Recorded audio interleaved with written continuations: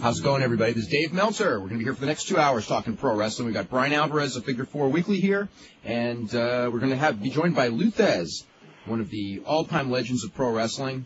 And that is a very much overdone word, legends, but Lou Thesz certainly fits that. I was reading an email or an internet report referring to Chris Daniels, who's a very good wrestler, as a legend. And I was thinking, like, that term is really overdone. Brian, how are you today? I'm doing pretty good. Have a good weekend?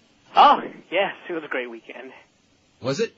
It actually was. Saturday night. Now, Saturday night, for those of you who don't follow Brian on the website, Saturday night, what happened? I went completely insane. But, you know, the thing was, I got a lot of email from other people that said that they had been going insane for a long time, and they were glad that I finally did and set some ground rules for that feedback because, I mean, this is the way I look at it for the website. I mean, we were talking about this over the weekend, and it's like the Observer has always had such great letters, and we create this website, and I was even having an argument a couple of months ago with someone from IGN because they were talking about how they always got these stupid letters, and I said, look, it's all in how you talk to the people. You know, if you talk to them intelligently, you're going to get the intelligent letters. Right, like doing an intelligent talk show. Like if we did a really dumb show, we would get really dumb callers. Yeah. You know, because people react. Like if we did a show and we pretended wrestling was real, we would get more callers because we really don't get too many. We occasionally get them, but but I think if you talk to people intelligently, they respond intelligently. That's always been my philosophy. And it works with the Observer. It works with the print Observer, and I think it's because people have to pay for it. Yeah, right? This website has like ruined that whole. I mean, for 16 years I thought that, and this website has totally blown that out of the water and made me feel like everything I thought for all that time is just ridiculous. Yeah. I mean, the whole thing is, I want the website to have a feedback section where anybody can voice their opinion, even if you have a horrible opinion and if you're totally wrong. I want it to be able to go up there in the. It's not opinion that's the problem. It's just the way the letters are written and everything like that. Right. But the point I'm just trying to make is I want all the feedback to be able to go up there. I don't want to have to screen feedback. I don't want to have to pick only the best letters. I want you to be able to give your feedback and have it appear on the site if there's even a modicum of intelligence in it, or if you've even thought about it, even if what you're thinking is like, it makes no sense or whatever. I still want it to go up there. But there has to be some ground rules because some of these emails, I mean, think about it. You are writing to a website and it is going up on the feedback section. It's not a chat room. It's, it's a website. So if you're going to write something to me or Dave, it doesn't really matter so much for the radio show because it's just going to read it. But if you're going to write something to the website, at least make somewhat of an effort to put some periods in there, maybe a capital letter here or there. And at least at the beginning of the sentence. Yeah, everything will be happy. Yeah.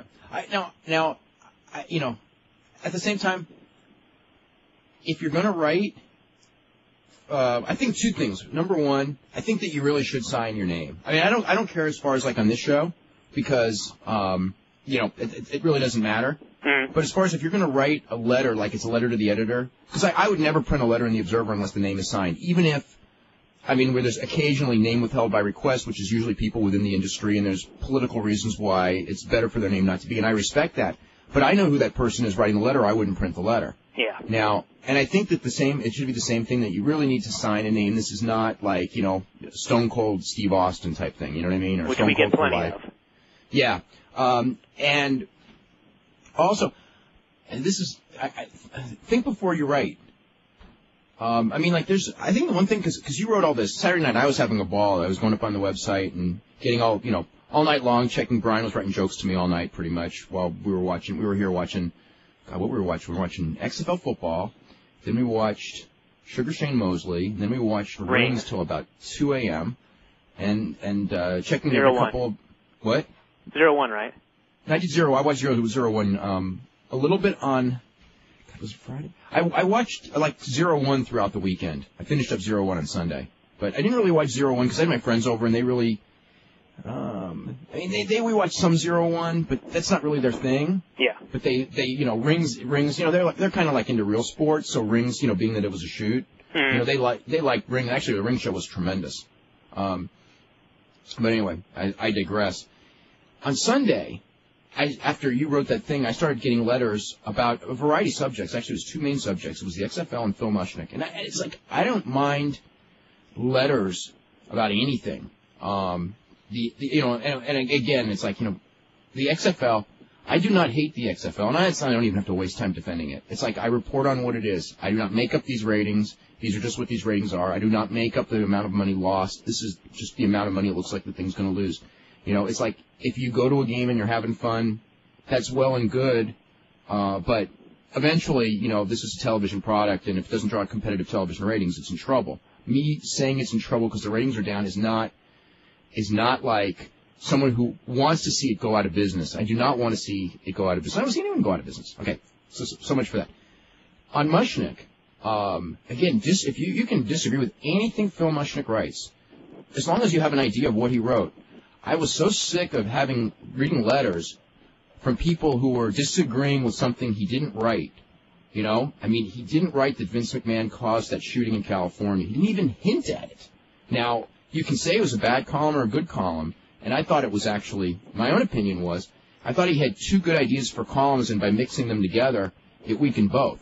Okay, but, I'm just going like, that's it, he's gone too far. He blamed Vince McMahon for this, and it's like, he didn't, it's not even hinted, and anyway, that's it for that. I think everyone just has to, you got to do at least a modicum of research before you write an article. If you see a headline somewhere, that says, Vince McMahon caused school shootings, according to Phil Mushnick, it would help if you actually went and read what Phil Mushnick wrote before writing us the letter, but anyway.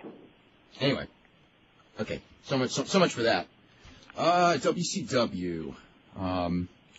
There's nothing that I can really report on other than the Fusion deal is not dead. I don't know how alive it is. I don't know. It may even be a done deal and they're keeping it quiet because, I would think that makes no sense, but it's Eric Bischoff, and you've just got to think like everything's got to be a surprise and a swerve, so. Dusty. Dusty last week, the Dusty last week thing. It's such a minor thing, and I've written so much about it, and it's not, and it really is, it's a terribly minor thing, but it's the thinking behind it that worries me. Yeah. Terribly. It's indicative of a bigger problem. It's indicative of, it's like Dusty Rhodes coming back to Greenville. If I was running this show, and, we're having trouble selling tickets to these shows. God knows. And God knows Dusty Rhodes is not the answer to anyone's problems. It's a 1 week thing that will put a smile on people's faces or it'll be bad. And it wasn't all that good, but theoretically it should have been, fun nostalgia, okay? Dusty Rhodes coming back to Greenville. I would advertise like crazy in Greenville. Dusty Rhodes is going to be there. The guy used to be a draw. He can't draw there week after week, but for one time, people will go back. But instead of doing that and making some money, they wanted to keep it a secret. Then, for whatever reason, the secret got out, okay? And then they went in there and they said it's not going to happen so that when they can pull him out on that show, it's still a secret. And it's like, okay, so because of the way that angle was set up, and it turns out Dusty was there, we were all surprised. They did a 2.1 quarter, which is horrible. Whether the skit was good or bad is immaterial. The point is that, like, they went to all that extent to lie for something that meant nothing and cost them money at the box office and probably didn't cost them too many viewers, but may have cost them. If the word was out, they got Dusty on right before the thing turned. But, who knows? Who knows? If the word was out that Dusty for sure wasn't going to be there, which is in fact what the word was, maybe some people would have, stuck around if they had known that he actually was going to be there. And you know what I mean? Plus, you had the possibility just at the beginning of the show when they're talking about Dusty's going to be there, and then it ends up with Ric Flair coming out in disguise. It's like, right there, people may have turned the channel. Possibly. Because they were told, look, the real Dusty's not going to be here. So Ric Flair is the surprise, Dusty is the angle. Yeah. That's what I thought. It was like, Actually, that's what I thought, too. Yeah. So... If I were there to see Dusty and Flair came out and I knew Raw was coming on and I didn't have to watch both shows, probably would turn the channel. Yeah. Well, there were people who did it, although, whatever. I just look at it as like, when you do an angle like that that's supposed to surprise people or whatever, do you make any money off it? If you do, then it was good. If you don't, then what was the point? Okay. There are times where a surprise is good when it has to do with, like, a bigger thing down the road. But when you have somebody coming back like a Dusty Rhodes, which is really a one-time pop, why give away the one-time pop without advertising it? Yeah. Because that's all you're going to get. I mean, Nostalgia Act, there's no legs in a Nostalgia Act. I mean, let's get an example would be, say Hunter didn't have an opponent for WrestleMania still, and it was like 2 weeks out from the show, and then the Raw 2 weeks before WrestleMania, all of a sudden, it's a total surprise that fooled everyone. There's Shawn Michaels challenging Hunter to a match. Okay, you did nothing for that show, but you built up a match for a show at WrestleMania that's going to make some money. Right. Yeah, that's so there's a point to that surprise because you're making money with it in the end. Yeah. But there's also another thing. WWF can get away with things that WCW can't because they are making money and they have full houses. And the fact is that all of these, it's like just as an example tonight, LA is sold out, okay? Yeah. If Shawn Michaels is coming in or not coming in on tonight's show, and as best of my knowledge he's not, but that's another story. But if he is coming in on tonight's show, it will not make one difference in tickets sold. Yeah, because it's sold out. All the tickets are sold out. So when you have there's a different mentality when you have sellout crowds than when you're struggling to draw 2,000 paid. Yeah. You know, you can't go by, well, WWF doesn't do it. It's like, yeah, because they have their seats are already full. They don't have to advertise everything. They can they can do it. Their product, the name WWF is so strong that the individuals don't matter. With WCW, I mean, their product and the name is so weak that they need to get out basically everything they can, and keeping main events a surprise and things like that serve them no purpose. Yeah. I mean, that's part of the problem with WCW is because, 4 years ago, business was great, but we could all see that it was going down. But, to them, they could do no wrong because everything was so hot. So all these things that they did that were mistakes in the long run, it didn't register with them because no matter what they did, things were still hot. It's like, oh, man, we just did a surprise and lost tons of money, but, hey, we're still sold out. Still buy rates are high. Everything was great. So. Yep. All right, let's see. Here's the poll. What number of mixed martial arts or pro wrestling pay-per-views per year would you be willing to buy? A, none. B, 1 to 10. C, 11 to 20. D, 21 or more. Or E, as many as I think will be good. And what do we have for the poll thing? Yeah, here it is. This surprised me a little bit. Regarding the color commentator spot in WWF, would you rehire Jerry Lawler for both shows and also bring back the Cat? 19%. Not bring Jerry Lawler back at all? 10%. Bring him back only for Raw? 4%. Bring him back only for SmackDown? 5%. And offer him his job back, but not bring back the Cat? 62%. So actually, the majority think that majority think they're handling it the right way, because that is basically where it stands right now. Is that I think that Lawler could come back, but they're not going to take her back. And as of right now, his thing is that I'm not coming back without her. That may change, may not. Let me see what else. I was thinking back, and I think that part of the problem for Stacey Carter was just the whole timing of it all. Look at how stressed Vince has to be with the XFL. Absolutely. Probably just totally snapped. In any other situation, if he just heard some rumblings like, man, this girl took forever to get her match together, to be like, well, okay, we'll work on that. But it's like all this stress and everything, he hears the story and just exploded. Yeah, I think that someone was going to be in a lot of trouble on that show, and she happened to be, and plus... Shockingly, it ended up being Kat and Trish Stratus. 2 girls. Isn't that weird? Yeah, well... And his wife. What about his wife? Well, the whole angle, kissing Trish right in front of her. Yeah, but I still think that's for her to get her revenge at the end. It will be, I'm sure, but... Yeah, Linda McMahon, they never make Linda McMahon look bad. Although this didn't make her look good, but she's getting her comeback at the end on this one. The other one, Trish Stratus, I don't know about her comeback. She may be involved in the comeback, but it's not going to be her comeback. She may not be involved in the comeback. I wouldn't bet money on her being involved in the comeback. I think Linda McMahon's going to get her comeback on Trish Stratus and Vince McMahon. Not Trish Stratus and Linda. It could be. Could be. I don't think it's going to be Linda and Trish Stratus getting their comeback on Vince. Imagine the acting, though, for that segment. Oh, my God. Let's see. The only thing that I know... Do you have the Raw lineup? No, I didn't get anything. Okay, I haven't got it. I know Ben 180 Guerrero is for sure, because there is concern over how to handle that, because the idea is that Benoit is supposed to be this over baby face, and they kind of didn't handle it that well on SmackDown, and now the feeling is they're going to Los Angeles, and Eddie might get cheered in Los Angeles, which actually there's a little bit too much worrying on that one, because the feeling is the Guerrero name in Los Angeles, but that's like from the 70s. Yeah. And none of those fans are still around. I mean, Chavo Guerrero, was a huge star in L.A., but I remember, and this is going back like 6-7 years, going to independent shows and AAA shows when Chavo was there, and we were amazed at how little anyone remembered him. It's just, it's just so far back that it doesn't really matter. Do they expect Benoit to have fully turned babyface by now?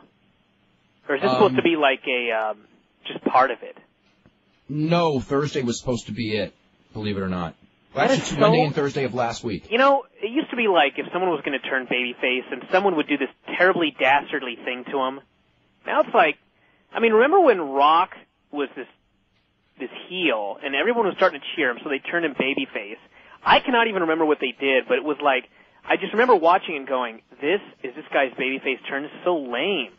He didn't make a big save for another babyface or anything like that. He was just one day, he's working against the heels, and it was like, this is lame.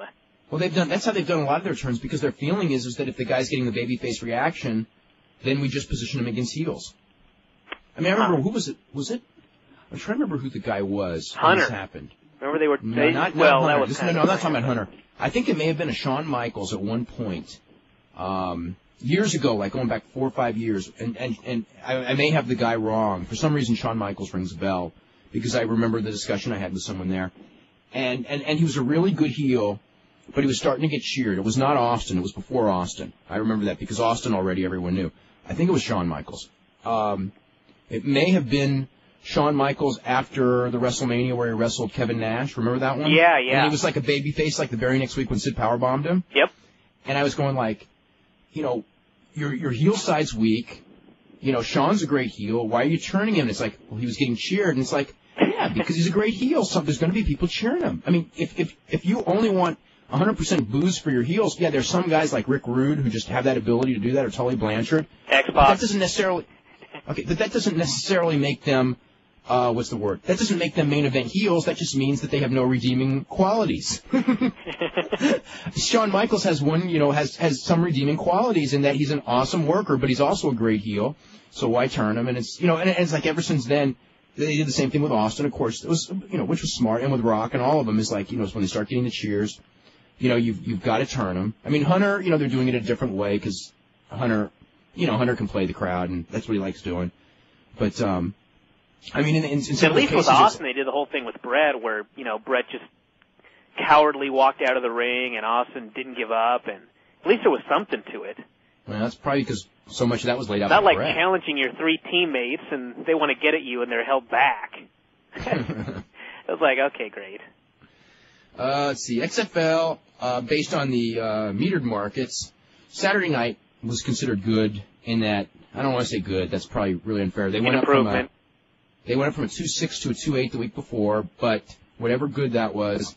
Last night's game went from a 1.7 the week before down to a 1.4, which means they're probably going to be like an 0.9 or a 1.0 when that thing comes out tomorrow for UPN, which would be just a hideous number.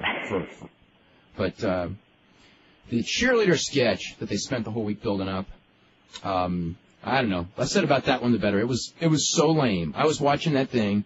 I know what they're not doing, okay? But I'm just thinking, okay, how are they going to get out of this without, like, pissing everybody off? And then I'm watching this and I'm going like, if this is worse than Russo. It was like, because I was thinking I would never see something like this corny and as stupid as this on WWF, but I'm going like, but I have seen stuff like this before. Now, where have I seen it? And I'm thinking, Russo. And then I'm thinking, but it's actually worse. Even his stuff was never that corny. So, anyway, the cameraman, if you didn't watch, the cameraman hit himself on the wall, got knocked out, and by the time he recovered, halftime was over, and there was more to it, and Vince McMahon was putting the boots to him for ruining his halftime, and it was just so bad. Okay, Al, why don't you tell him we can order it through the website? Sure. If anybody's interested in ordering Lou Thesz's book biography, just go on the IATA page, click shopping, and just look for the tab that says guest books. Click on that, scroll about halfway down the page, and you'll see Lou Thesz's book. Click on that; it'll take you right to Amazon.com, and you'll be able to purchase the book right from there. Yeah, and there's only a few wrestling books that I would recommend. That one, Foley's Dynamite Kids. Are there any others, Brian? China. No, come on. I'm serious. There's only a handful, and this is one of them. From a history standpoint, it's pretty good. Let's see. I mean, it's the only one. It's basically the closest thing to firsthand, history of pro wrestling from the 30s, 40s, 50s. So if you want to know how the thing evolved from someone who was right in the middle of it as the world champion, so it's everywhere. Like the revised edition. It's basically the same edition. I think there's a little. I actually saw the paperback last week, and there's very little update. It's pretty much the same book that was actually released in I don't know what it was, probably 5, 6, 7 years ago. Mm-hmm.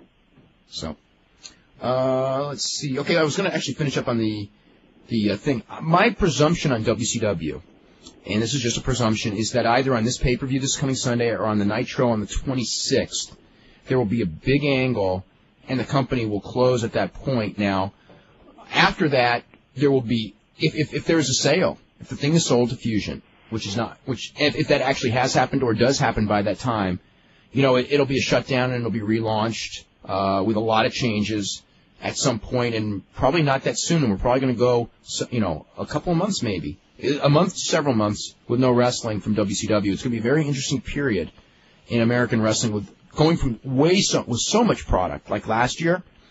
I mean, pay-per-views every Sunday to this year with so few pay-per-views. That's one of the reasons why I mentioned that thing. And if there is no sale, or no sale can be completed, wow, who'd have thought it would happen so quick? I know. It's really shocking. A couple other notes as far as Nitro tonight.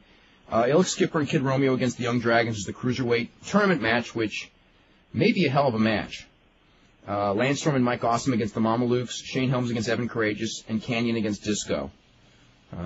Anyway, I don't want to complain about seeing Young Dragons and 3-count wrestle. I know they're not wrestling tonight, but they wrestle every couple of weeks. But I just put up the 1 year ago in Figure 4 on the website this weekend, and I'm reading the Nitro report, and it was like 3-count beat 3-count beat Young Dragons, and it was like this thing's been going on for a year now. Yeah, they haven't figured out who to program those other guys with. Also, Nippon TV officially announced, I guess it was yesterday, that Pro Wrestling Noah will start Friday nights in the middle of the night, 30-minute show. So that's pretty much... That was the plan, right? It's been the plan for probably 6-9 months, yeah, but it was the official announcement starting on April the 6th. The first show will be headlined by Jun Akiyama and Takao Omori in that tournament that they're doing. So, want to mention that.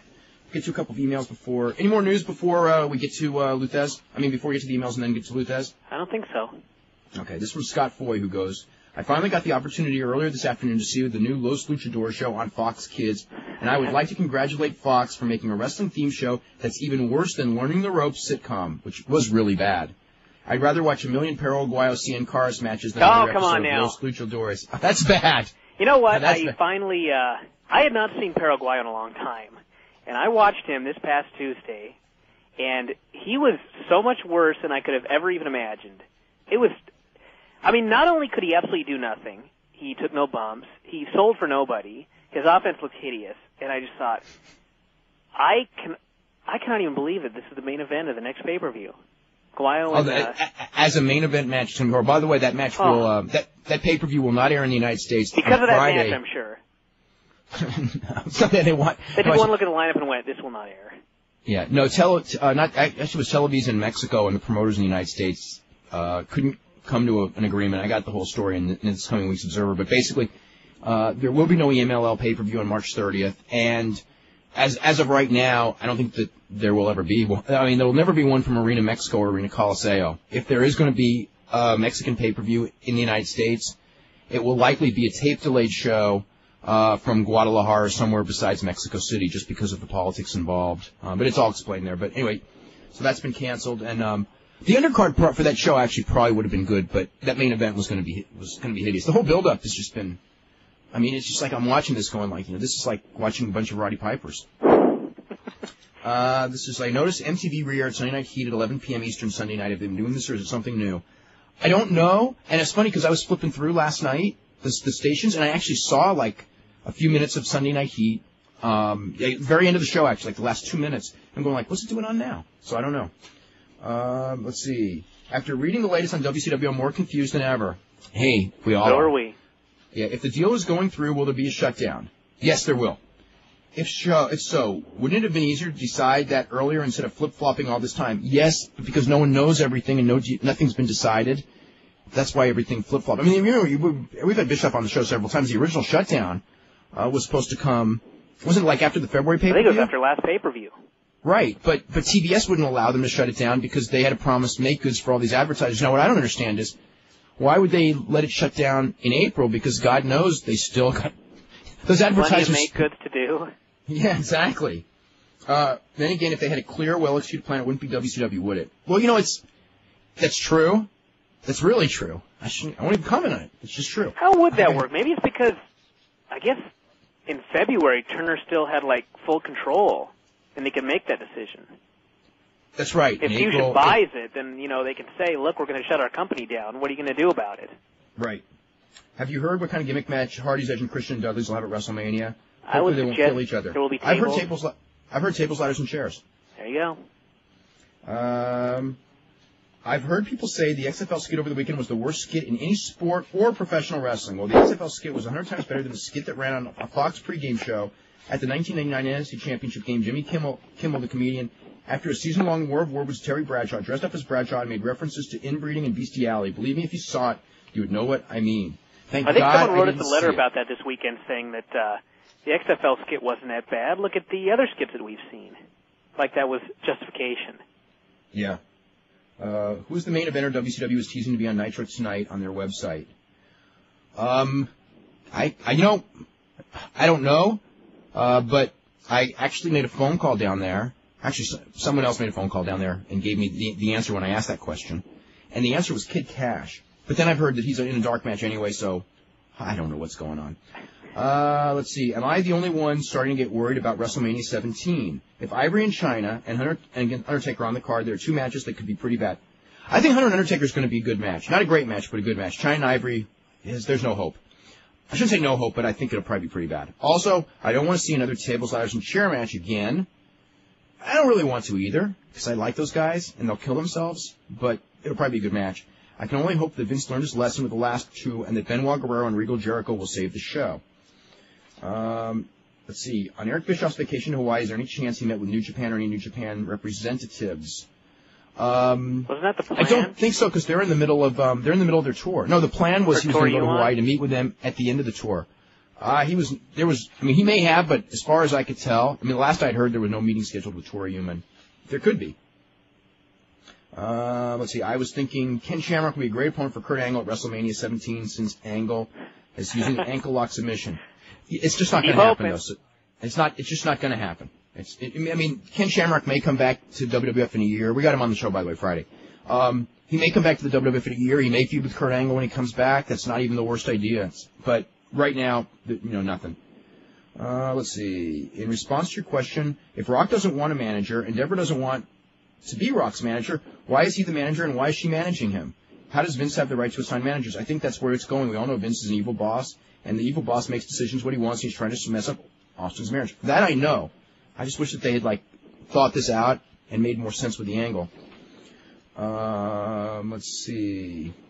At least explain it on TV where Vince cuts his promo and goes, look, I don't care what you want. I'm in charge.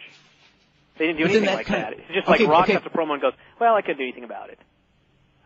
Yeah, but shouldn't a manager be someone that the person hires? And yeah, shouldn't a manager? But it could be hired by the guy in charge. Okay, they made that clear. Even then, you know what? They could actually do a storyline, because I've actually seen promotions where, let's say, the heel manager is managing the top babyface and they come up with some weird thing, contractual thing that happens, and they're kind of in bed together, although neither wants to be. Mm-hmm. But they actually would come up with a storyline to make it make sense, as opposed to this one, where they didn't even bother with the storyline. Yeah. Vince just said it. Let's see. I keep reading negative comments about Helmsley's backstage influence. What makes him different from The Rock and Steve Austin? Because he's in Vince's ear all the time, and he has far, far more influence. Rock could have tons of influence, but Rock basically, I think, attempts to have a life outside of wrestling. Hunter's life is wrestling. It's not a knock on either guy. That's just the reality. And I think Austin's concerned about himself, but I don't think that, he's better at it. Yeah. Put it that way. He's just with Vince more. But, he learned with the best. Yeah. Why did Missy Hyatt get fired from WCW in 1994? Bischoff just fired her. Why did Paul Heyman get fired from WCW in '93? That was a lot more complicated. Bill Watts wanted rid of him because what happened was the guy who was running WCW before Bill Watts was a guy named Kip Fry, and Paul Heyman talked Kip Fry into a contract that was a really great deal. Bill Watts came in, saw that contract, and Bill Watts, if you don't know Bill Watts, you just got to understand he's from a different era. And Bill Watts came in and looked at whatever that number was, 250,000, 275, I don't remember what the number was. It was in the twos. And Bill Watts is just like, there is no manager alive that is worth this kind of money, and proceeded to do everything in his power to make Paul Heyman quit. And eventually, I think they did have a blow-up, and I think he was fired, and I think Heyman ended up suing WCW and got a settlement, which is a lot of money, which ended up being spent to keep ECW alive, I guess, in the long run. Let's see.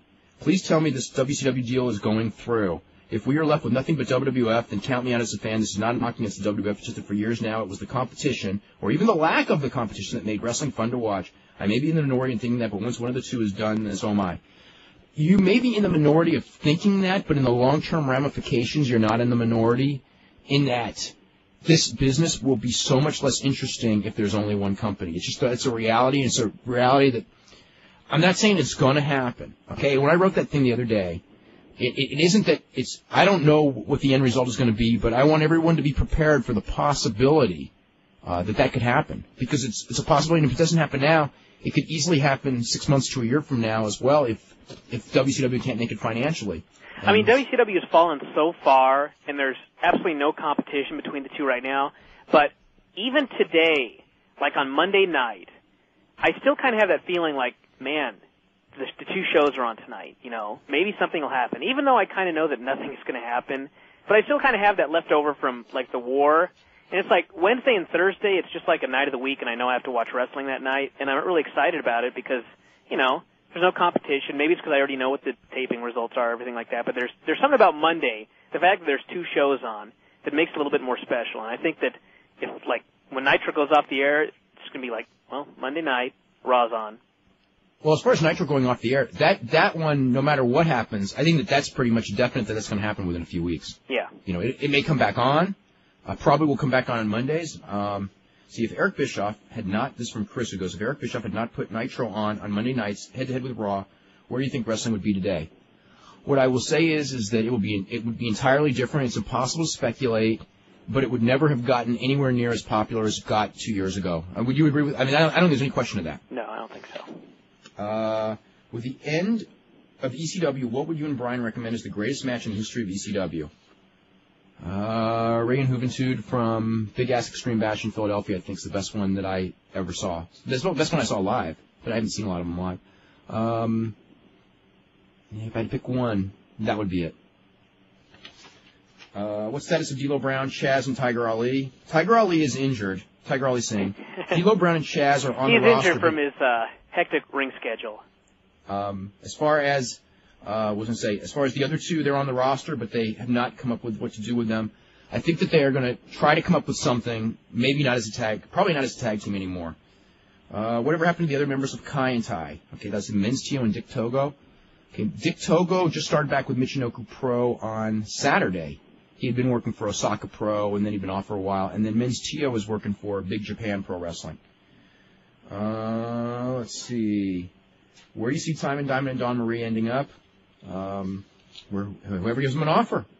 He's not, Yeah. Okay. Lots of indies.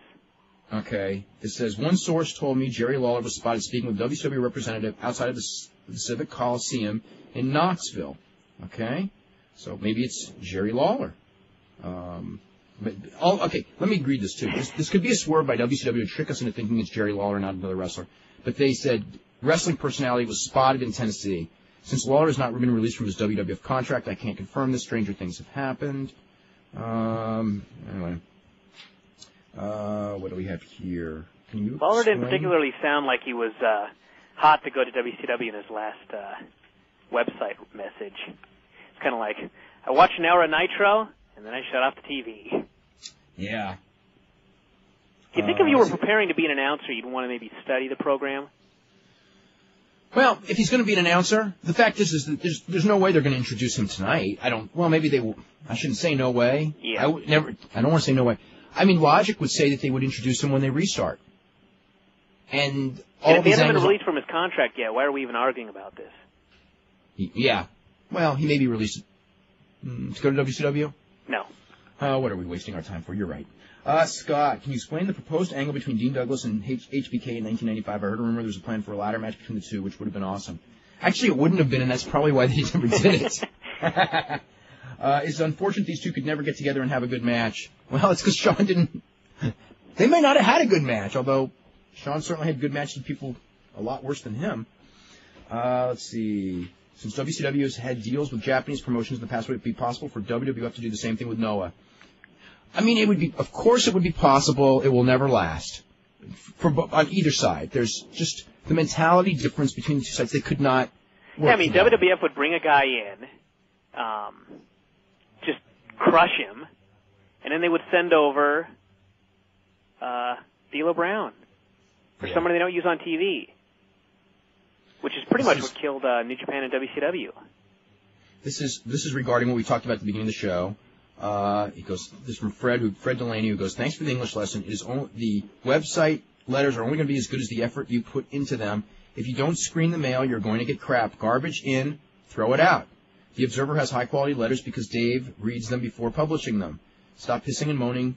Just do the work or drop the feature. In the long run, it's time better spent than thinking of funny things to say than screening mail. Is it better? Just thinking of funny things to say than screening mail. Actually, the funny things to say is pretty good, too, though. It was good therapy this weekend. Yeah, it was really funny. From Simon Allen, who goes, after rewatching some OVW, I'm of the belief that Jim Cornette is better than Jim Ross as a play-by-play man. I was also wondering who Kenny Bolin is, because I love him as a performer. Well, you do. We'll get him on the show someday. No, he won't. He is officially banned from this show, from starting now. It's like the only one. But think about that. Yeah. So no, I was going to say something that I take back already. Anyway, he and Jim have great chemistry on OVW. What do you think of the Damagers? I think he could be a superstar. I think Damagers got a chance. He's got some charisma. He's a pretty good worker for his level of experience again. We're talking about. I mean, there's no Ted DiBiase's there. There couldn't be, but Damage is good. And in that promotion, for all the talk that, like, you hear about Shelton Benjamin, Brock Lesnar, people like that, the guys who they really build that company around are Damager, Nick Dinsmore, Rob Conway, and, who's the other one that they always have on top? A little bit Flash, Damager. Those are the main characters there. The other guys are more underneath guys. Actually, as far as Kenny Bolin is Jim Cornette's best friend. They've been best friends since childhood. When Jim Cornette tells the stories about, like, being 10 years old and setting up the rabbit ears on the top of his friend's roof, it was Kenny Bolin's roof, I believe. And they would, this was in the days where people didn't Mick Foley jump off Kenny Bolin's roof? No. Okay. It's a different roof. So anyway, but they used to tune in and see if they could get like St. Louis wrestling and AWA wrestling and all that stuff, all the different wrestling promotions before the days of videotape. I mean, because they were like big time wrestling fans. This is a question from Ryan. Who would win in a women's shoot tournament? Come on. All right. I actually got some names here. Let's see if the names Shine on the list? No. Of the names on this list, let's look at this. I would bet on Luna Vachon. Okay? The names on this list. Is fighting allowed? Or would this be under traditional no holds barred rules? She'd find a way. Let's see. Where would you rate Greg Valentine as compared to other workers of his time? In his prime, Greg Valentine was a very good worker, I thought. Certainly like when he first came in, his first run with Bob Backlund, he's one of the better guys that Backlund faced. What situation with Mike Tyson in New Japan? Basically no situation. Would you ever have John Tenta as a guest? I would actually like to have John Tenta as a guest. Hey, we can get him. Then we should get him. Seriously. I'd like to get John Tenta as a guest. Let's go to Todd. Todd, what's going on? Hi, Dave. How are you doing? I'm doing really good. I had a couple questions for Lou Thesz, but it doesn't look like he's on now. Actually, could I pass them on to you? so you could ask him. I was wondering if his impressions of Singapore, if he'd ever been there, and I was also wondering what is his impressions of what Chitzmond and Vince McMahon Sr. would have thought of Vince today. If you could pass it when he gets on. As far as you, have you read Scott Keith's book yet? No, I have not.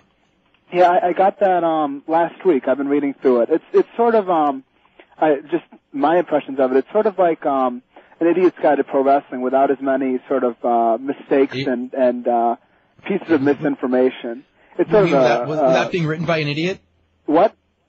Without being written by an idiot? Yeah, there you go. Exactly. Yeah, I was just hoping to talk to his dad, so I don't really have anything for you. Okay, well, if he's on, why don't you just call back? Okay. Okay. Bye. Okay, let's go to Edward in Texas. Edward, what's up? Yeah, Dave, I had some things for Lou Thesz, but maybe you could just pass them along. Okay, you can call back too, but if you have any other stuff, you can talk now. Okay, actually, there's a few things that I wanted to ask about the Super J Cup 94, the one where Chris Benoit fought Sasuke at the end. Yeah. Was that number 6? Yeah. No, that's a joke. No, it was the first one, Brian. Just checking. Okay. Just a few questions from there. I noticed that all the finishes were clean except for Gatos. It's like Dean Malenko and the Super Delfin. It looked like they had kicked out at the 3 or right at the 3. And I was wondering why were those so close when everyone else was so decisive? Was that to make them look like a dark horse? I don't know. I don't know what the politics involved were there. So I don't. It may have been. If there was ever a dark horse, it's Ghetto. So maybe. Yeah, maybe it was one of those things where they had to have like the New Japan. It was a New Japan tournament, and Dean Malenko was a New Japan guy, and maybe it was one of those things where, there was some just politics involved when you have interpromotional matches where the guy would go down, and lose the match, but he really wasn't, or the company wasn't, maybe wasn't even the guy willing to let their guy look that bad. It was kind of like, interpromotional stuff is always great on paper, but when you have the heads of the two companies running it, it always ends up being screwed up. It's like, I think interpromotional stuff should always be booked by fans. I'm just teasing when I say that. because the companies, their egos get so big that it's never done right. Yeah. Okay, and another question from the Super J Cup is, at one point before one of the matches, they started to play some country music, and I was really expecting Benoit to come out, but we got Ricky Fuji in a Canadian jacket, and I was kind of wanting to know what the story was about. Ricky Fuji. Hard rock Ricky Fuji, and he came out to country music? With a Canadian jacket on. Maybe they had the wrong CD. No, Ricky Fuji, the gimmick with Ricky Fuji was, when he first started there, was he had worked a lot in Calgary. So he and Calgary to the Japanese at that point in time was kind of this mystical, because of Dynamite Kid and everything, it was Bad News and Davey and all them, was kind of like this mystical place when it comes to wrestling. So for Ricky Fuji to go to be a Calgary guy, was kind of like, that's what that was all about with the Canadian jacket. And plus I think he held some junior heavyweight title for an independent promotion in Calgary, and he brought that to FMW. I forget what the initials were now. It's many, many years ago. Okay, and the last one is, you had mentioned that Sasuke and Liger had botched the ending of their match. Yes. Actually, that's kind of disappointing, because I thought that really made the match, was that where he messed up and then Liger laughed at him. So when Liger he got the pin, to me, it was more dramatic. Go ahead, Brian. I just think Liger saved that. I remember that. It was like, I think Sasuke was going for a dive or something. He just slipped on the ropes or something, just totally crashed. And Liger just laughed at him, And then he went and did the They went right to the pin. away. It was awesome. Yeah. But that was a missed spot. Really? Okay. And if you could just ask Lou Thesz, I just wanted to know how many people actually tried to shoot on him in the ring. And I bet you the number is very small. But you know what? That reminds me. I'm going to bring up, if we can find him. If not, we won't be able to ask him. But Brian, if I don't remind, let's do the Paul Bosch story. Do you know the Paul Bosch story with Lou Thesz, Brian? No. Okay, well, hopefully we got him on, and we'll get the Paul Bosch. It's a great story. I mean, because I've actually heard it from both sides, and I'll tell the Paul Bosch version of the story and Lou will tell the Lou Thesz version. But it's a great. Is there a chance that they won't mesh? Well, we'll find out. Anything else, Edward? Can I ask just one more thing? Yeah, go for it. Sure, of course. You guys have been talking about blunders in wrestling the other day, and I just thought of one. I was remembering when Haku body slammed Big John Studd a few weeks before the big body slam match at WrestleMania, and I was wondering what happened. Really? There. Oops. I didn't even remember that. Yeah, he was King Tonga at the time, and he just, you know how everyone would try it, but they could never do it, and he went to do it, and he did it. And I think the excuse the announcer gave, it might have been Gorilla, but they said that, well, he didn't get him the full rotation, but he did get the full rotation. He gave more body slam than Luger gave Yokozuna. Shouldn't have counted either. You know, that moment must have been so funny because, you know, John Studd obviously, you know, he knew he wasn't supposed to go up, and he's going like, I'm not supposed to go up, and you know, and that's a tight note about Haku.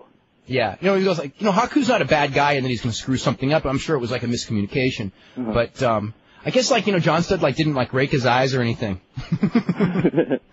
for the good of keeping the Andre thing alive, right? Yeah. Well, it's like I had to do it for business. It's like sort of like he's up there, and it's like, well, okay, that's fine. Do whatever you want with me. Okay. Well, that's pretty much all I had, guys. Thanks a lot. Okay, let's go to Hector. Hector, what's up? I was waiting for Lou too, but I have a few questions for you. Man, we're no one likes us today. Yeah. I'm just. One moment. Hector agrees. What is? Who's Jericho going to wrestle for WrestleMania? Rumor has it, Steve Regal or William Regal, but I think we'll probably find out in the next 2 days because I'm of the impression that the card is supposed to be finalized today. Oh. And when are you going to be in the chat room? So we'll probably start seeing angles tonight. What? And when are you going to be in the chat room? You said you were going to go one of these days. I don't know. Good question. Maybe if you tell me how to do the thing, maybe later this week. Not Monday or Tuesday, but maybe another day later this week. And what do you think of an angle like Kat going up to Vince and saying "woof woof," like apologizing for leaving, for her behavior or something like that? Wouldn't it be a meow? If Lawler was to come back. I'll tell you something.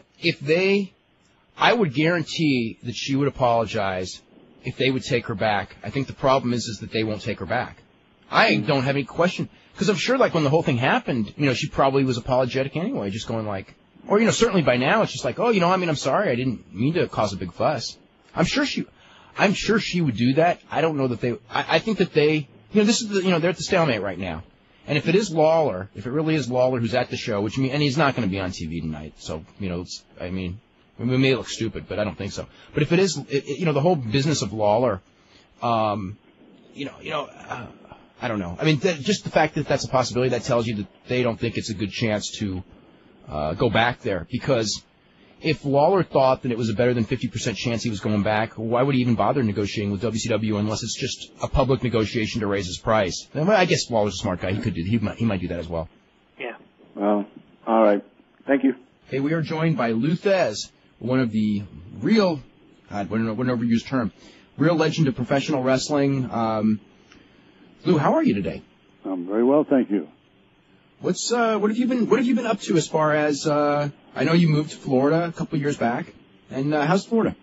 Oh, we moved here about a year ago, and of course we spent a lot of time down here prior to that. But nevertheless, I just thought it was time to hit the sunshine a little bit, and we like it very much. And anyway, do a couple seminars a month here. On wrestling, of course. And that's about it. And how sweet it is down here. It's very good. What are your thoughts as far as the changes in both pro wrestling and in mixed martial arts to where shoot fighting and shoot wrestling are, are certainly more known terms today than, say, they were, 10 years ago, at least in the United States? Okay, you got 2 or 3 questions there. Which one do you want me to answer? Well, we'll start with the shoot. What are your thoughts on the rise of submission wrestling and submission fighting, shoot fighting? Well, submission wrestling is fine. There's about, if you would really do a little research on it, I think you'd find there's about 45 different modes of wrestling in this world, and it's really crazy. But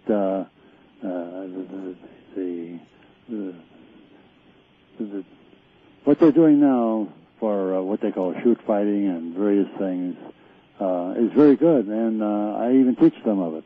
And I teach, hooks and so forth, and submission holds. And it's going very well, and it's not related to what they're showing on the tube, of course, because, as you well know, that's choreographed tumbling. That is not wrestling. And what they do, they're selling not wrestling. What they call it wrestling, but that isn't what they do. And it's really disappointing to me. But if you do a little exploration, if you're a wrestling fan, you can see some kind of competitive matches and that are really straight and on the level. And I go to see some of them and witness them, and I enjoy it a lot. Yeah. Did you get a chance to watch a lot of the UFC pay-per-views or tapes? No, I don't. I haven't witnessed it at all. Mm-hmm. And so far as any of what they're doing on the tube today, I don't watch it at all, because it's just kind of an embarrassment, you know. And they do everything but wrestle. What's your thoughts as far as from a business standpoint? So you've been through this business almost 70 years probably, close to 70 years. Ups and downs, peaks and valleys. It's always been that way. Why do you think it is? Did you have any explanations for why it is that way? Well, it's entertainment, and it has been for a long, long time, even back to Pancratium, you know, 700 BC. There was even some skullduggery and some betting, wagering, of course, and it has that kind of a history. The fight game also. And it's a fight game, you know, if you watch it carefully, they did the same thing. And anyway, when they get a guy like Cormier, you know, they couldn't fight a lick and make him champion, you know. And we've done things in wrestling that's probably just as stupid as that, if not worse. Well, David Arquette. The what? David Arquette, he's like an actor who was the WCW champion last year. Oh, yes. That was... At least Primo Carnera was a big guy. He was a big guy, and he was a circus strongman, you know. And then they brought him in and gave him the title. And I wrestled him in Boston, Mass. for the Cardinal Cushing show up there for a benefit one day. And Jack Dempsey for a referee. And that was really, we had a sellout. And so the big guy was not wrestling oriented at all, you know. So we got into a hassle in there, and I moved him into a corner and slapped him around a little bit, and he came out, and he didn't want to wrestle because he didn't know how he got in a fighter's position. He wanted to fight, you know.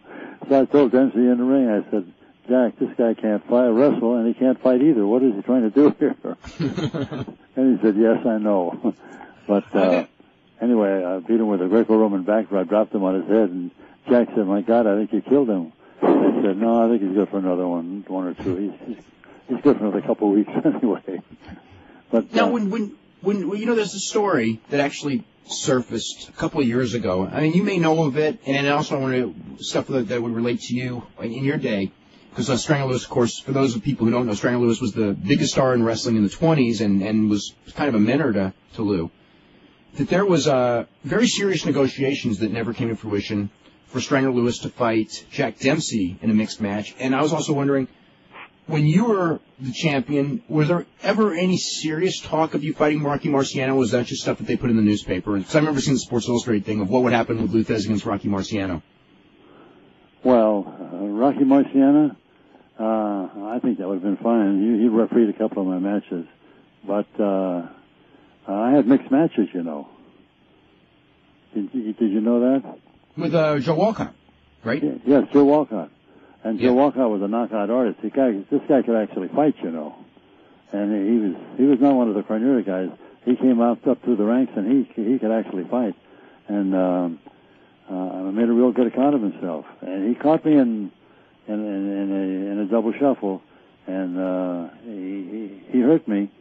But when I dropped down to one knee, he came in, and I saw his leg was right in front of me, and I hooked his ankle and threw my shoulder into his knee and took him down.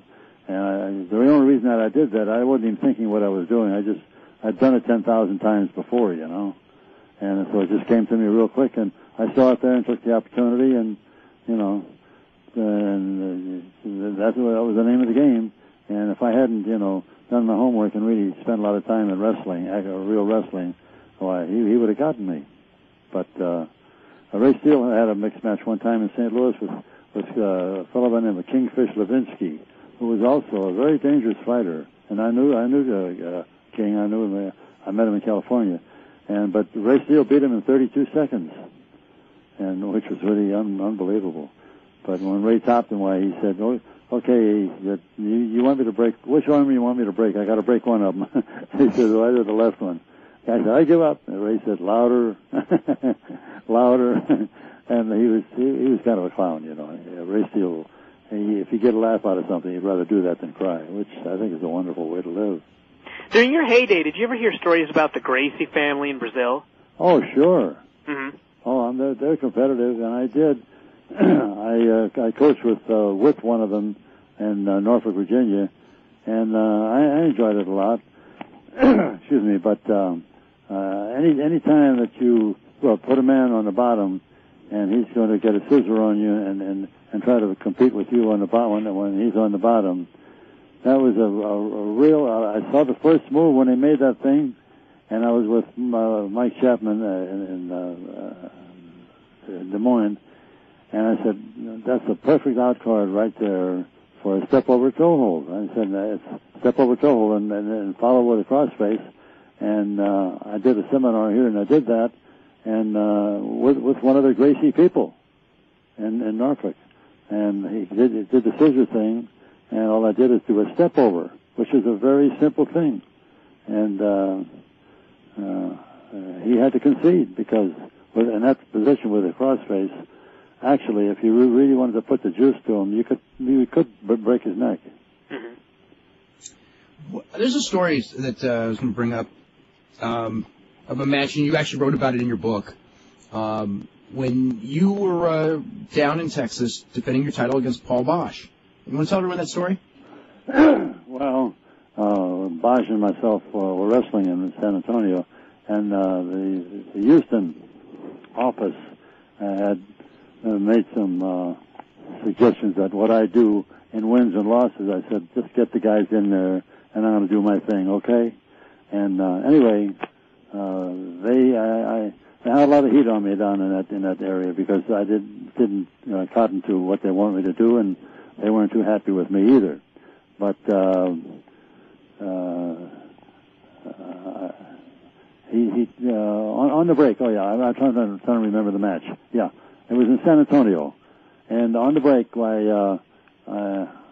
I dropped my hands, and so I go for the break, and he caught the Sunday on me, meaning he tried to knock me out, and he did. He hit me, but he didn't get the job done, and I dropped down, I took a 9 count, and I took a 9 count twice, and then I came up and I went after him, and and this is a terrible thing. I really felt ashamed for him, and that I was a part of something like that. He said, "Well, it wasn't me. He said, please, he said, don't hurt me, I said, "Well, you son of a bitch." I said, "You tried to knock me out, now you're begging for mercy?" But after that, he talked to me, and he said, I'm very sorry, and he said, you know who is responsible for this. He said, I do the booking, but he said, they make the matches. Yeah, he actually told me the story, and I want to relate to this, that I guess you had him in a move, was like a STF or something similar to that? The what? STF or crossface or something? Whatever move, I don't actually know the move, but you had him in some move, and he recounted the story to me, that he was actually near the ropes, and you whispered in his ear, something like, as far as you're concerned, those ropes are a mile away. Oh, that's another story, another person. Oh, that's a different one, okay. Yeah.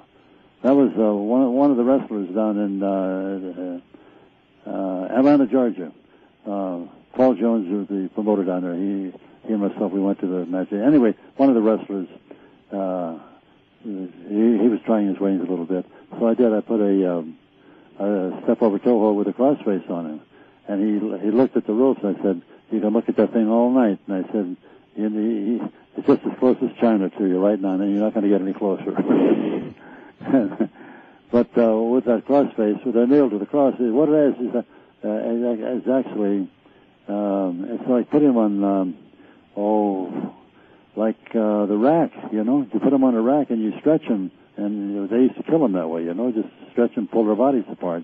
And that is a reasonable facsimile of that. And when you get the neck and the guy's out of gear and he can't move, he can't do anything, all you can do is punish him.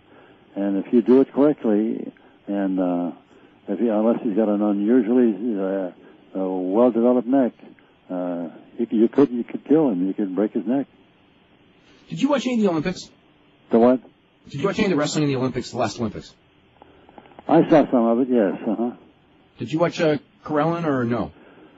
Yes, I watched Karelin. And Karelin was his manager and coach was a guest in my home about 3 months ago. He was over here, and we had a wonderful relationship. And I think Karelin was the best amateur wrestler that ever lived, and no one will ever even get close to that kind of a record again. And the guy's a super wrestler. But I asked Mike Chapman one time, I want to ask you something, Mike. If bone-breaking holds and the things that are not permitted in amateur wrestling were permitted, and you could go and put this guy in there with a hooker, what do you think would happen? And Mike said, you'd beat him. I said, well, I'm glad you said that, because that's exactly the way I feel. Unless they're oriented in... you learn what you're trained to learn. The what? What you're trained for. Absolutely. Yeah. You're trained not to do that, and then you can't change horses in the middle of the stream. That doesn't work. And if you devote your life to do one certain thing and then say, well, now go in another direction, you have to spend another half of your life to do it. But I wrestle all over the world and in England and everywhere. And there's some good wrestlers, damn good wrestlers developed in England. A lot of 2 or 3 of them, really, really good. Billy Robinson was one, and Carl Gotch. I mean, and they were really, really good wrestlers. But what about Bert Asarati? Asarati, that's a long story.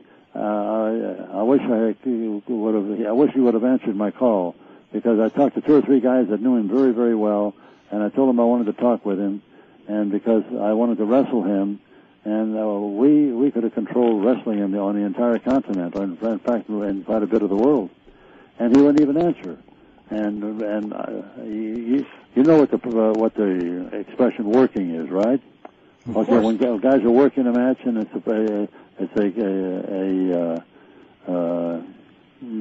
not a competitive match. It's what they used to call a work. But if the people are oriented in one thing, like we said a little bit earlier, it's pretty difficult to get them to do something else. What do you think happened with Karelin in his match with Roland Gardner? And who? Gardner at the Olympics. Gardner. Well, do you think age just caught up with him, or what happened? Gardner wrestled the right kind of a match. He did exactly what he should have done. He wrestled defensively, and that was Ed Strain Lewis's ploy. Do it defensively, and that's what he did. And he told Karelin, he said, "You're the greatest wrestler in the world," and he said, "I'm very lucky," and he's right. But I think he's a fine young man. He wrestled his match in a very defensive way, and that was the right thing to do. And something came to light of course, even prior to their match. Excuse me, but because Karelin had a back problem for about 3 or 4 months prior to that. Excuse me, and you couldn't turn him over, But he couldn't do the lift anymore. You know what? He couldn't do his move. That's right. Yeah. That's right. But don't you think it was kind of sad, though, in a sense that this guy, I mean, literally, whatever the record was, 250 straight matches or 13 straight years unbeaten, that it ended on almost, I mean, like the fingers coming apart. It ended on almost like what you would call a technicality, as opposed to, you would want, if someone is to end such an amazing win streak, at least do it with an offensive move, as opposed to, the way that match actually, the decisive point in that match took place. Right. Yeah. Well, I agree with you. I think it was really a damn shame, because the guy, he's done a hell of a job all his life, and that's the way it goes. And amateur wrestling is a wonderful sport, But if I were to give you a nitty-gritty of what I think of it, when you get in there with some people and said, okay, you guys can go ahead and fight, but you can't hit each other. You know what I'm saying? Well, what kind of a fight is that? And that's what amateur wrestling is. You can't punish each other. That's illegal. And I don't know. The people on the carnivals, and some of them coached me when I was a youngster, and unless they could compete and take care of themselves and protect themselves and take on anyone, why they were in the wrong business. But amateur wrestling is a wonderful sport, and I'm going to keep supporting it because it's the only thing that we have that will perpetuate wrestling. Because anything else that they're doing, not going to do it. Even the all-out things that they're doing now. What is it with when they like the Ultimate? The Ultimate, yeah, the Ultimate. Very different, and each area and each match that you go to, it's a different situation, and there are no ironclad rules, and everyone does their own thing. So I don't know. We got a lot of emails here for Lou. This is from Elliot, who says, if you think you would have had a better chance against Ed Lewis had you been in your prime as opposed to being so young when you took him on, in your workout. I don't understand the question about the Ed Lewis thing. I guess if, when he was reading your book and talking about when you worked out with Ed Lewis when you were very, very young and you kind of like disheartened you because he was so much better than you. Do you think you would have been more competitive with him when you were like in your prime? Oh, sure, of course, yeah. I was in awe of him to the degree that it was actually ridiculous. And I wouldn't, it sounds really strange, but even if I could have, I would not have embarrassed him, And that's just the way it was. But anyway, later we talked about it, and he said, well, I understand what you were going through. And he said, I'm sorry that you didn't make a better account of yourself, because he said you probably would have. Well, maybe could have or would have. I said, no. I said, I'm going to bow to you, but I said, you're the only guy that I know of that I'm going to bow to. And that's the way I feel. And I had a lot of competitive matches. And, sometimes the matches were not competitive when we got there. But after with the local referees and the local champions and stuff, pretty soon you were wrestling, you were not performing, And that's what happened. And, how did you like your last trip to Mexico? Lucha Libre? Yeah. Oh, it's all right. It's okay. It's fine, and it's okay. But the wrestling promoter there, Salvador Luteroth, he had one photograph in his office in Mexico City, and it was of Ed Stranger Lewis and Ed Lewis and the guy from Missouri. Browning? Browning. Yeah. Okay. Yeah, Jim Browning and Ed Stranger Lewis. And they were the two best wrestlers we had in the world at that time. And it's amazing how in Mexico, he picked up on it. He knew exactly who they were and what they could do. And it's just amazing that a lot of our people that lived in this country here, who are really supposed to know their wrestling, didn't even have a clue. And this man from Mexico knew exactly what was happening. Who were some of the guys that you wrestled that had never trained to be shooters, but you could just tell by looking at the way they moved that they would have been really good at it? Oh, quite a few. Quite a few of the guys. Quite a few. And, what we call shooters, there's so many things you get involved here because it's according to who they're wrestling and what the time limits are and so forth. But I'm looking at some photographs right here, like Jack Briscoe and Tim Woods and a couple of Olympians and old Farmer Burns, who I had the privilege of meeting when I was a kid in Omaha. And these people like that, they were so good and so great. They dominated the entire sport, and they took charge. And if they didn't like what they were doing, well, they'd hurt you anyway. But it was a wonderful trip with some of these great guys like Ed Stranger Lewis and like Ray Steele and Tragus and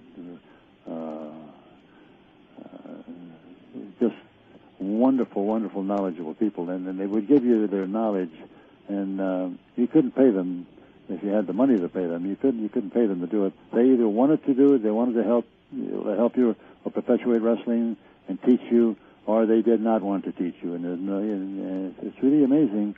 And it was kind of a cherry-picking thing. And if they wanted to help you, they would. Otherwise, why, you just go down the road and find somebody else to coach you, you know. But they were really great. Some of them were really great people. Very generous. On a totally different note, I just want to mention that on Raw tonight, besides the Ben Whitey-Guerrero match we talked about earlier, there's also going to be Big Show against Undertaker for the Hardcore title. I just wanted to mention that. Well, I'm just going to bring it up. That's all. This is from Felix, who goes, have you ever seen any of the Abu Dhabi submission tournaments? You know, the submission, just pure submission wrestling without the striking? No, I haven't. Okay, you haven't seen them? No, I have not. Okay. Where did it originate? It's in Abu Dhabi. They have it once a year. I think it's coming up in about a month or so. God, I should know. I think it's in April, maybe. Al, do you know when Abu Dhabi is this year? Actually, I believe it is in April. I'll find out and get right back. I think it's April. Where is it going to be held? Abu Dhabi. It's in the Middle East. There's this is it like this sheik or king or something? And he brings in like the best fighters or best submission guys, and they pay them very, very well. And they have like tournaments in like every weight class. And I mean, many of the top guys go over there, and it's kind of like the big submission event of the year. You know, guys come from all over the world. Guys, the Abu Dhabi tournament will be April 11th to the 13th. Oh, that's interesting. The thing with that is there's the Middle East somewhere. Yeah. The thing with the Abu Dhabi is there's so many rules as far as points, and what you get is like a lot of guys like Mark Kerr learn how to work the points, and they don't even go for submissions because they're so much stronger as wrestlers that a lot of the pure submission guys, you know, can't match power with them, so they can get beat, even though you're not, you know. So it's like a weird thing because go ahead. There's some other parallels in amateur wrestling. If you're a good scorekeeper, you might be able to win the match and not be the better wrestler. You know. Well, if you know how to work within the rules. That's any sports like that. Yeah. That's exactly right. And if whoever handles the thing, if they had an athletic commission that can handle it, and to be sure that it still remains competitive rather than just a game, you know. Part of the things there, like I think that there was even in the Abu Dhabi thing, they give points. They give like not points, but a cash award for the quickest throw. I mean the quickest fall or the quickest submission or something like that, and the most spectacular fall. And then it turned out that like two guys who were training partners ended up doing the most spectacular fall. I mean, or spectacular throw, and everybody was kind of like, they were going for the cash prize. Sure. Yeah. Makes sense. Yeah. That makes sense because someone's going to learn to use the rules, you know, and use it to their advantage, and that makes sense. Yeah. What were your feelings as far as when the time came for you to drop the title to Bronco Nagurski, being that, you know, Bronco Nagurski was a great athlete, but not necessarily a great wrestler? Oh, I would have done anything for Tony Stecker. He was a wonderful man and my very dear friend. And even his brother, who was in a sanitarium at the time, I even ended up working out with him. And every time Tony would talk with him, Tony said, he would call me sometimes, LD, and just say, Joe's as you know, he's still in the hospital or in the home, but he said, he can not remember your name, but he said, tell him, I said, hello to that kid from St. Louis. Yeah, no. So I'm glad that at least he remembered working out with me, because the guy was so superior to everyone that was around. Even Ed Lewis told me, he said he was the best wrestler in the world. He said he was better than I was, but he said that's the reason I didn't mix it with him, because if I'd have mixed it with him, he would have hooked me. But he said I was stronger, I had more endurance, and he said I just wore him out. That's all. But he was, even if someone would come up with something new and innovative, and he had a natural counter for some of these things that some people thought were just unbeatable moves or holds, and he could do that, and he was a gifted wrestler, is what I'm trying to say. Now, as far as Bronco goes, what were your thoughts? As far as I know you wrestled Bronco many times. You actually, wasn't that one of your worst ring injuries? Was in a match with Bronco?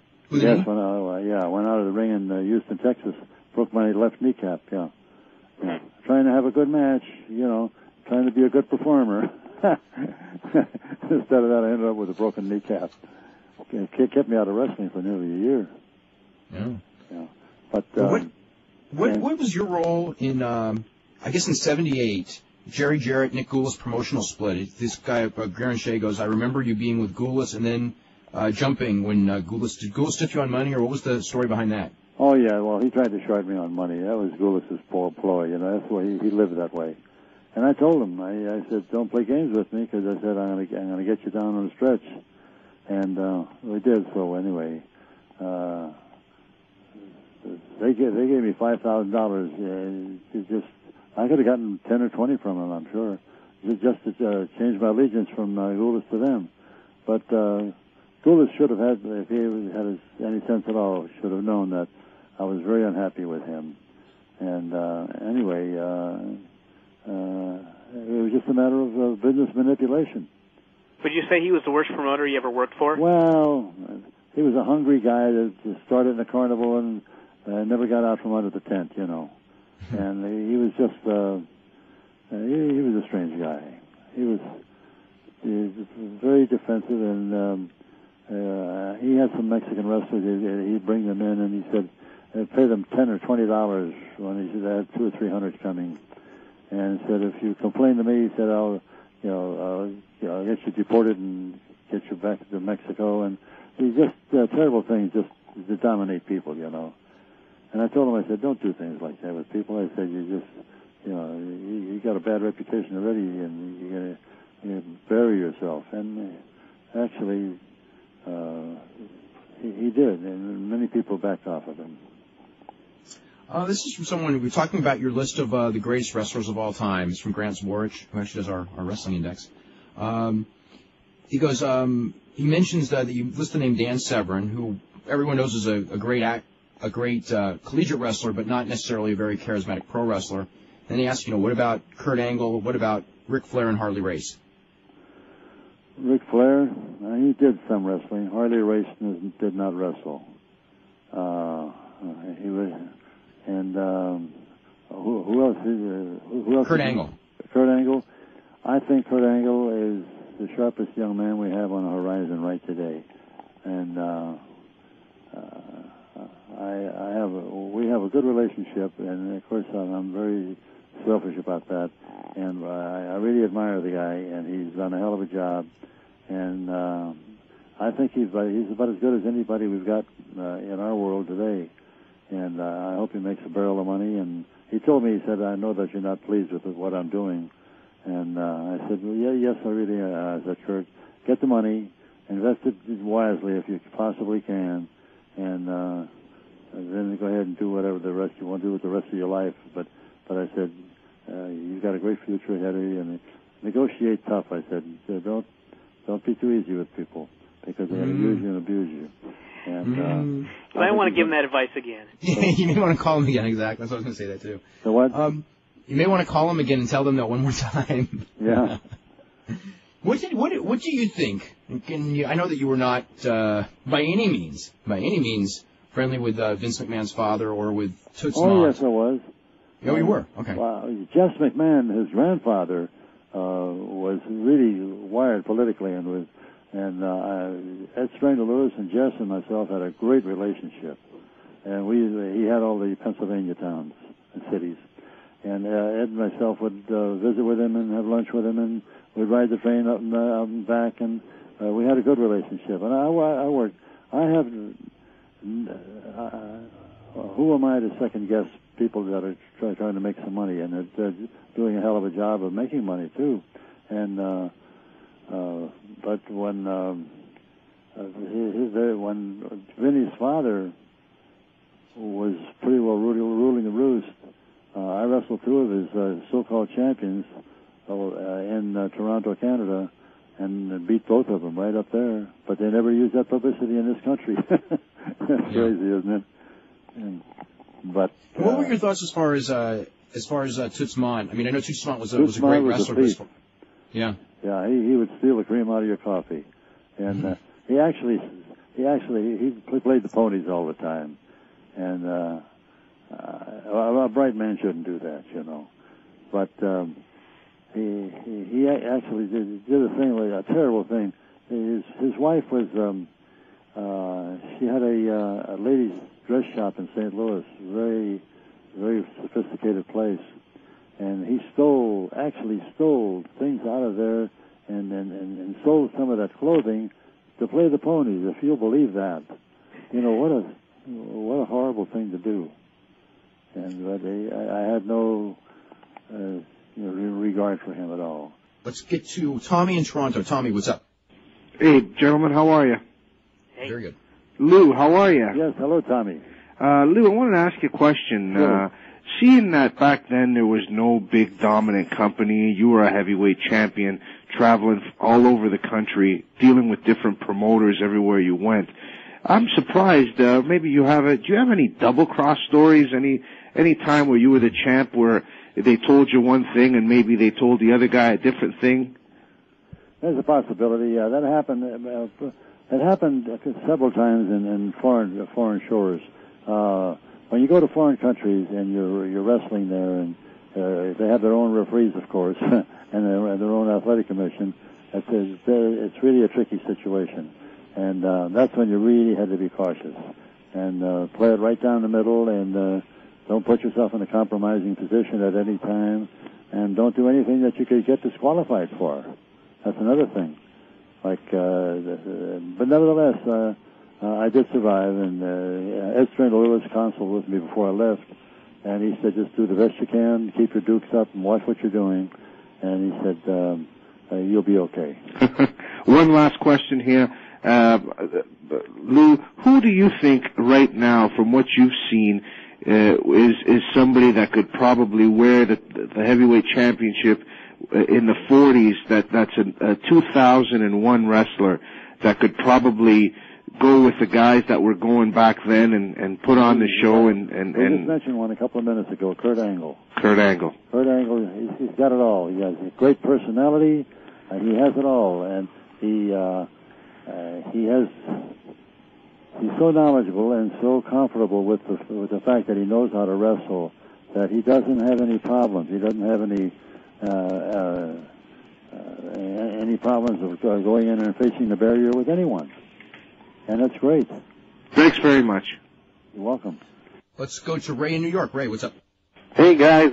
This is Razor. Everybody in Undernet Wrestling Hello. I had two questions, if that's okay.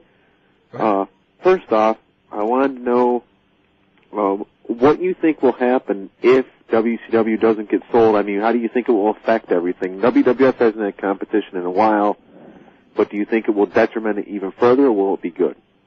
Well, that's a tough call, because WCW, they had everything going for them, and Turner had the deep pockets to handle everything, but I think he made the error of hiring television people rather than wrestling people, someone that had a wrestling background, to run their business. But anyway, when you make mistakes like that, you got to pay the price. And they did, and I would have enjoyed a lot more competition from both sides. I think it would have been great, but it looks like they dropped the ball, and it's just a damn shame that they would let a thing like that get away from them. But that's the way it goes. You got to do your homework, or it's not going to work. Okay. My second question was, when Shawn Michaels come back, which I'm hoping is tonight, do you think he will be involved in a heel or a face program? I myself think he's the best heel ever, but who? Shawn Michaels.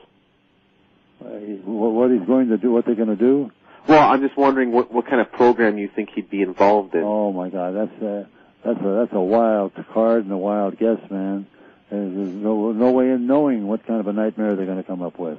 And I just think he was the greatest ever as far as a heel went.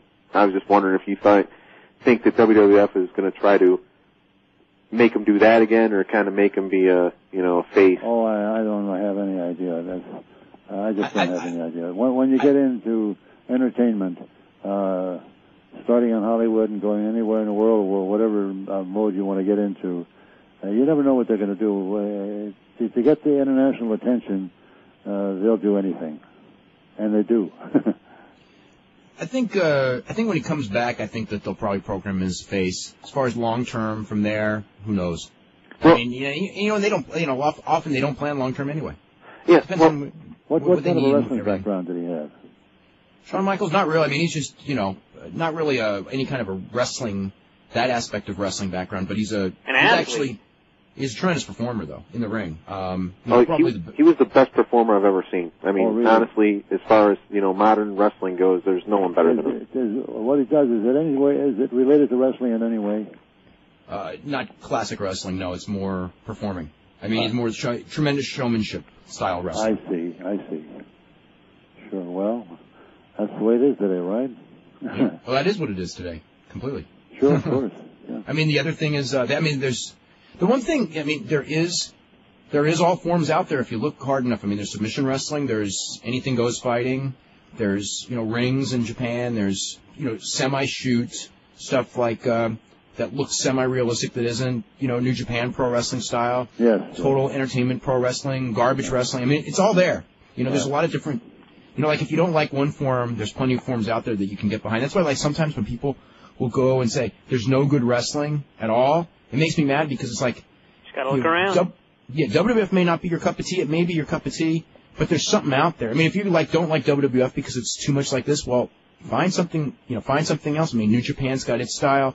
You want something that's real. There's real stuff out there now. That's good. If you look for it. I agree. Well, I hope they do a good job, or maybe. I shouldn't be critical. I hope they do a better job than they do sometimes, because when they get into the porno stuff, and they just running a circus, it's not related to wrestling, and they're even getting into killing people now and saying, well, it was a wrestling move, well, that kind of stuff. It really reflects on wrestling and.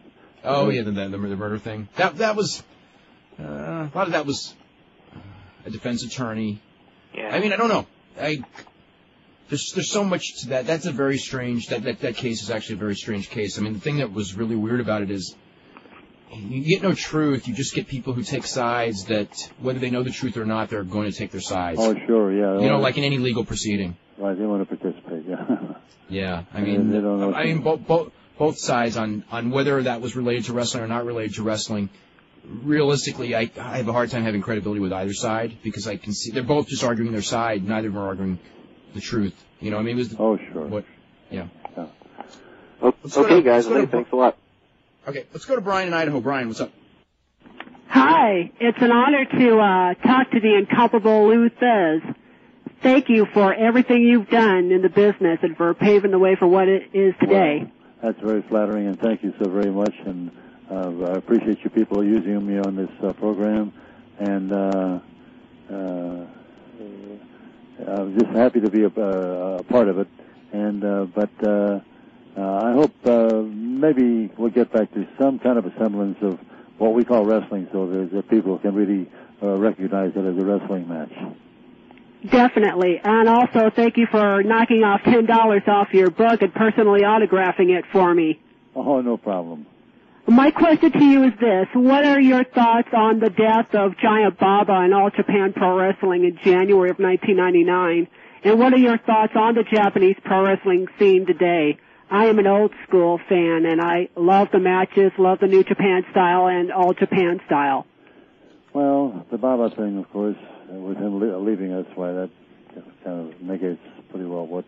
But he was a good performer. And I don't want to disappoint you, but he was not the best wrestler they had in Japan. Mm-hmm. He was a baseball player. And I guess he played a pretty good brand of ball, that's what I understand. Before he got hurt, he was a good pitcher, yeah. But he was a good business person and a nice guy. And the man that really had the image over there was Ricky Dozan. And, definitely. Yeah. And I had a contest with him, and I haven't had too many in my time, but I had a contest with him in Hawaii, and anyway, it was quite a thing. And on his feet, he was very, very competitive. Of course, that's what the sumo do their thing on their feet. But I finally got him off his feet, got him on the mat, and that sounds boastful, but after that he belonged to me, because sumo wrestlers are not mat-oriented. Sure. And but anyway, I enjoyed the relationship I had with him, and I really got a lot of kicks and just a lot of wonderful days that I had in Japan, because I still go there a couple times a year. It's a great place, and they've got some great athletes there, and they have developed 2 or 3 good wrestlers. And Japan is emulating very much what we're doing over here, and I would like to see, hopefully, that they're going to keep it just a little more solid than they're doing here, because now the advertising in here in our country as show business, and of course that's what it is. But if they would inject just a little more wrestling, I would really enjoy that. When you talk about Japan and everything, when you go back looking over your career, would you say the stuff with Ricky Dozan is the highlight, or would you say something else was the highlight? Well, when I was a kid in St. Louis and winning a title, when I was 21 years old, that was a big kick, And Everett Marshall was a good wrestler, and I really got a lot of pleasure out of doing that. But Ricky Dozan and myself had some problems. But after that, we got to be very good friends, and he was a good businessman, tough but very good. And he was very kind to me. He put me in a really wonderful position, not only in Japan but all over the world. He was a very, very bright guy. A lot of people thought he was just a wrestler, but he was a lot more than that. He was a pretty bright guy. What are your thoughts on Gene LaBelle? Gene LaBelle is he tells me, he said, "You're my hero." I said, "No, you're my hero," because Gene really knows what he's doing out there, and Gene and Carl Gotch and myself, Billy Robinson. There aren't too many of us that can go out there and do our thing and keep our head above water. And but LaBelle, number one, and he really knows what he's doing, and I can't say enough good things about him. How about Danny Hodge? Danny Hodge, I was with him a week ago. We were in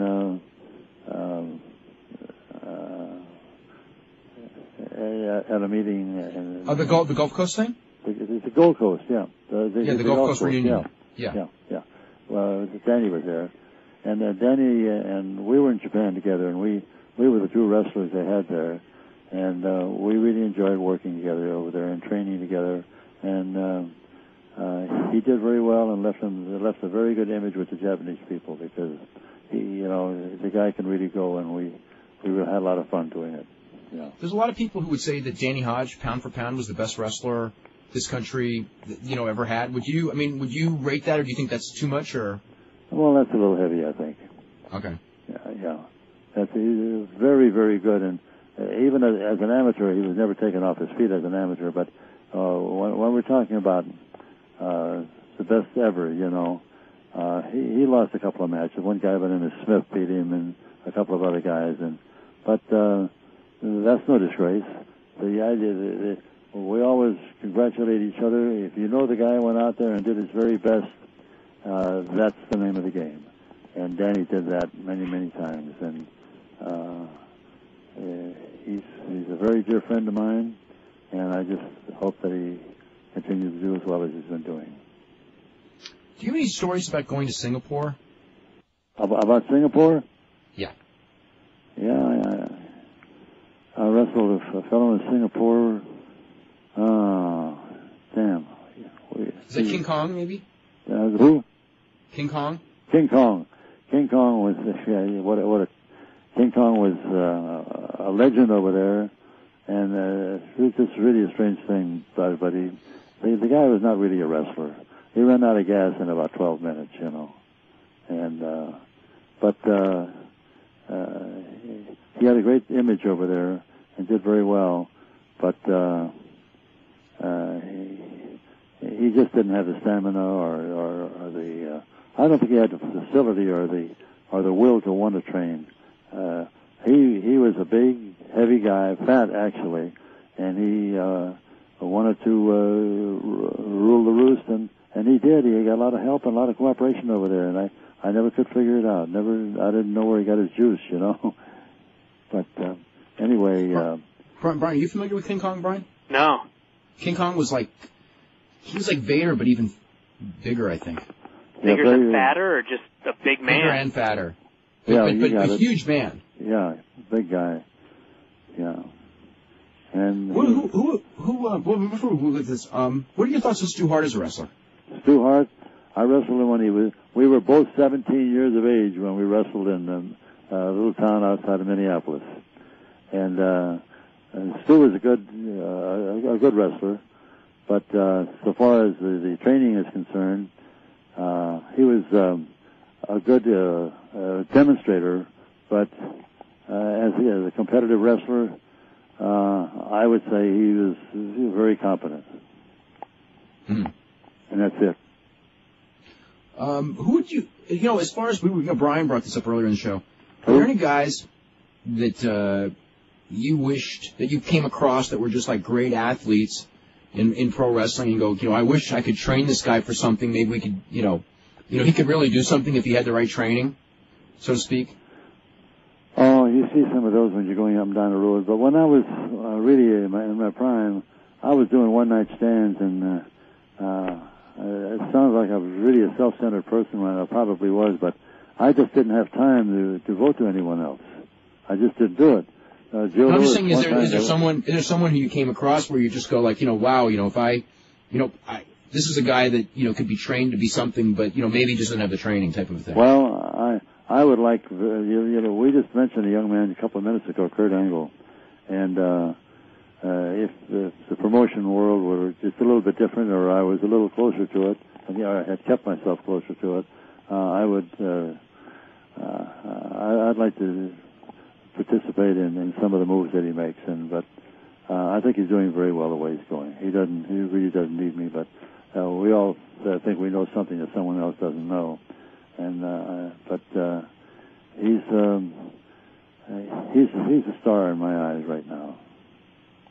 When you were in Mexico, what did you think as far as some of the guys there, some of the older wrestlers there have a lot of mat technique. They do a lot more, obviously a lot more because they're doing longer matches. They do a lot more mat wrestling. I'm not sure if you're familiar with different guys, like say Blue Panther or someone, but like who? Blue Panther. No. Okay, he's a mask guy. He's very good, good mat technique. Is there anyone when you were down there the times because I remember it wasn't later in your career you actually were in Mexico quite a bit, weren't you? Oh yes.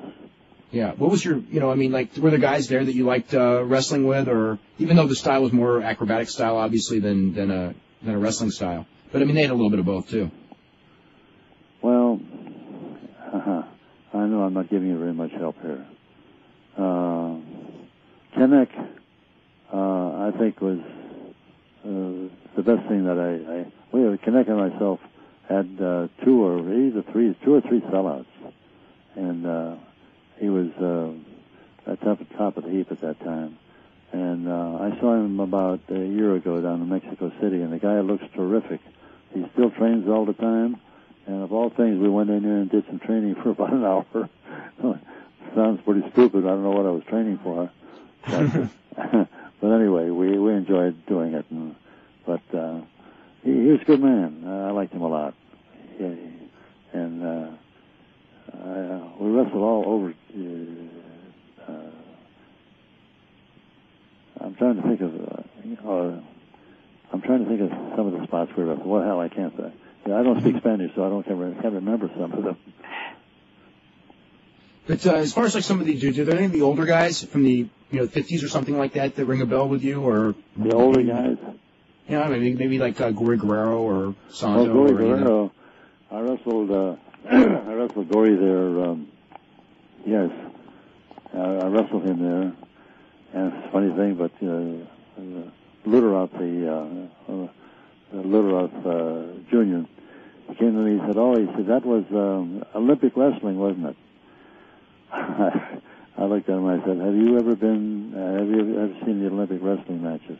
Oh, I don't know, but he said, that looks like Olympic wrestling. I said, no. I said, that was not Olympic wrestling.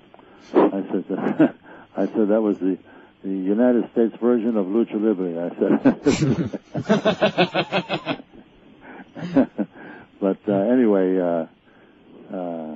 the guys down there, they work very hard, and they have a good image, and they wear that mask, and they have the imagination of the people right under their thumb, and it's amazing to me that they can retain that thing and keep going with it. But they do a good job, and I got 2 or 3 old timers down there that we have recognition, and we see each other and have a sip of the grape and eat some Mexican food and have a nice time. Lou, I want to thank you very much for joining us. I want to also remind everyone that Brian and I will be back tomorrow. We'll be talking about Raw, Nitro, and the rest of the wrestling scene, and we'll see everybody tomorrow at 5.